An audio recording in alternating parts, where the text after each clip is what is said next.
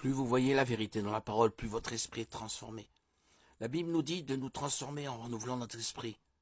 Votre délivrance est dans la parole de Dieu. Vos actions dans le passé ne vous concernent pas uniquement en regardant la parole de Dieu. Dieu ne vous appelle pas dépendant. Il vous appelle son fils. Et il a payé le prix de votre liberté. Être né de nouveau signifie que vous êtes né de Dieu et que vous avez l'ADN de Dieu dans votre esprit. Vous avez donc sa nature et vous étudiez la parole de Dieu. Confessez la parole de Dieu et rappelez-vous la parole de Dieu chaque fois que le diable essaie de vous vendre ses mensonges. Priez avec foi. La prochaine étape consiste à prier avec foi. La Bible nous a enseigné que la prière efficace et fébrile d'un homme juste est d'une grande utilité et que vos prières font la différence.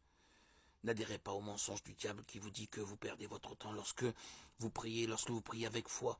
Les montagnes sont déplacées, les situations changent. Si vous voulez être délivré de la masturbation, vous devez prêter attention à la prière.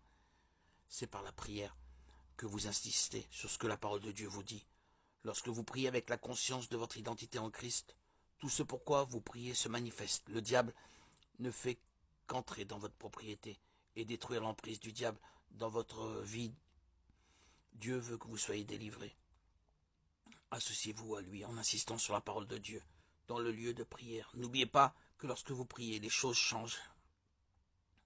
Ayez foi en Dieu. L'âge requis pour entamer une relation dépend de notre niveau de maturité, de nos objectifs et de nos convictions. Le plus souvent, plus nous sommes jeunes, moins nous sommes matures à cause du manque d'expérience.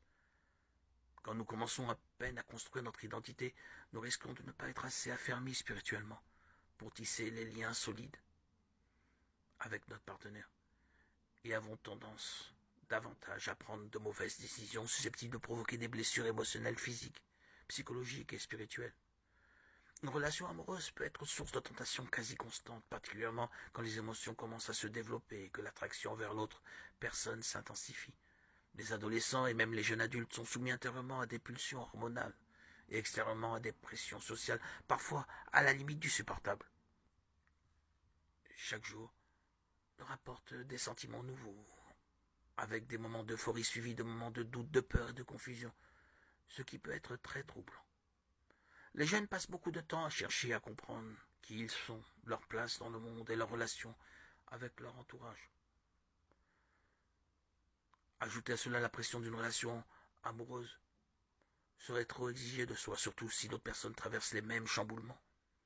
Ces relations précoces font qu'il est alors plus difficile d'éviter d'endommager une image de soi encore fragile et en cours de formation, sans parler de la tentation. Si la perspective du mariage est encore éloignée, il est probablement trop tôt pour commencer à se fréquenter en tant que couple futur.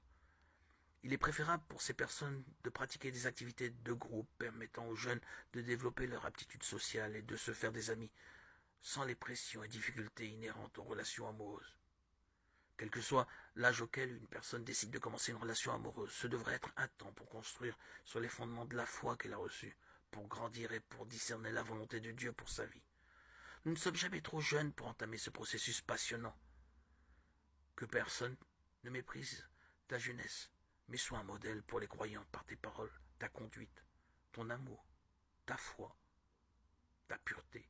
1 Timothée 4,12.